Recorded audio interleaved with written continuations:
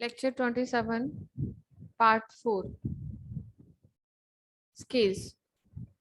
Scales are hard sticky deposits on the inner walls of boiler and scales are very difficult to remove. Causes of the scale formation due to the decompositions of calcium bicarbonate at high temperature and pressure present in a boiler, it forms calcium carbonate. Like as you can see in the given reaction, calcium bicarbonate जो पानी में dissolve है, hardness causing salt है एक, तो जब पानी boiler में जाता है तो स्टीम फॉर स्टीम जनरेशन, तो हाई टेम्परेचर और प्रेशर पे ये कैल्शियम कार्बोनेट कार्बन डाइऑक्साइड और H2O में डिसोसिएट हो जाता है। क्योंकि कैल्शियम कार्बोनेट एक डिजोल्व सॉल्ट नहीं है पानी में, it's a most insoluble salt जो कि बॉयलर की सरफेस पे इनर वॉल पे एक हार्ड स्टिकी फॉर्म में डिपॉजिट हो जाता है। Next reason of scaling is calcium sulfate precipitates out as a hard scale whenever the temperature of boiler increase. As calcium sulfate की जो solubility होती है वो हॉट वाटर में डिक्रीज होती जाती है, जिसकी वजह से एज अ प्रेसिपिटेट फॉर्म में ये बॉयलर की वॉल पे स्टिक आउट हो जाता है। The next reason is magnesium chloride जो कि पानी में डिसॉल्व फॉर्म में प्रेजेंट है, वाटर के साथ रिएक्शन करके मैग्नीशियम हाइड्रोक्साइड बना देता है, और मैग्नीशियम हाइड्रोक्साइड एक प्रेसिपिटेट है जो पानी में डिसॉल्व नहीं होता है। The next reason is SiO2 present in water deposit as calcium silicate or magnesium silicate. So these are the basic salts which are responsible for the scale problem in boiler. Next, the disadvantages of the scale: loss of heat and fuel. As we discussed earlier, that boiler troubles in which sluicing and scalings are the bad conductor of heat. That's why loss of heat required for the production of steam generation, जिसकी वजह से क्या होता है, ज्यादा amount में heat लगती है एक सफिशिएंट अमाउंट का स्टीम प्रोडक्शन करने में, जिसकी वजह से लॉस ऑफ हीट और फ्यूल दोनों ही होते हैं।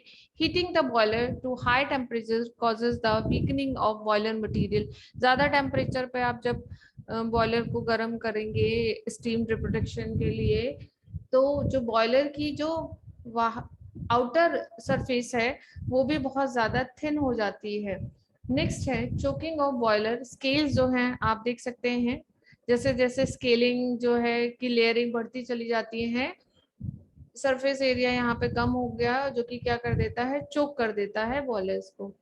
Cracks in scale causes sudden steam and high pressure resulting in explosion of boiler, जिसकी वजह से क्या होता है, कई बार जो है स्केल में क्रैक्स हो जाते हैं जो कि स्टीम जनरेशन को का जो रेट है वो बढ़ जाता है, जिसकी वजह से एक्सप्लोजन भी हो सकता है बॉयलर में।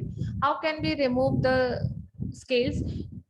If the scale is soft it can be remove by scraper, यानी इनिशियल फॉर्म में स्केलिंग हुई है तो आप स्क्रैपर का, मेटल स्क्रैपर का यूज करके आप इसको वहां से खत्म कर सकते हैं। By giving thermal shocks by heating to higher temperature and suddenly cooling, यानी बहुत ज्यादा गर्म किया और फिर एकदम से लोएस्ट टेम्परेचर पे ले गए, इस तरीके से आप थर्मल शॉक देके भी स्केल को का ब्रेक डाउन करवा सकते हैं। The calcium carbonate scale is removed by the washing with the 5 to 10% of HCl solution, and calcium sulfate scale is removed by washing with EDTA solution.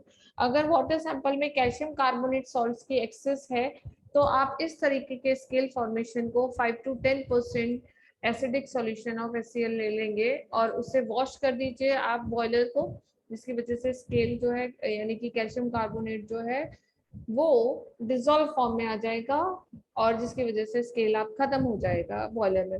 Next, अगर यही scale formation calcium sulphate की वजह से हो रहा है तो आप बॉयलर को EDTA सैंपल से या सॉल्यूशन से वॉश आउट करके भी आप स्केल प्रॉब्लम को खत्म कर सकते हैं। Next, here is a differentiation between the scaling and sludging. Sludging is it's a soft, loose, and slimy precipitate. Whether the scale is the hard deposit, do not stick and boil to the boiler walls and can be easily removed. ये boiler की surface पे इकट्ठा नहीं होता है, settle down हो जाता है कूलर पोर्शन में, जबकि स्केल जो है वो स्टिक हो जाता है बॉयलर की इनर सरफेस पे, और जिसको कि आसानी से आप रिमूव नहीं कर सकते हैं. They are formed by the substance like calcium chloride, magnesium chloride, magnesium. These are the salts which are responsible for the sludge formation in the boiler, as well as the calcium sulfate and magnesium hydroxide are responsible for the scale formation. Sludge comparatively colder portion में मिलता है, जबकि जो आपका scale है वो heated portion में मिलता है. लेस डेंजरस होता है जो स्लज है, जबकि स्केल जो है इसमें चांसेस ऑफ एक्सप्लोजन जो हैं बॉयलर के वो बढ़ जाते हैं. They can be remove by the blow down operation, जबकि आपको स्केल को खत्म करने के लिए ईजीटीए या थर्मल शॉक जैसे ट्रीटमेंट देने पड़ेंगे, तब स्केल का ब्रेक डाउन होगा. नेक्स्ट,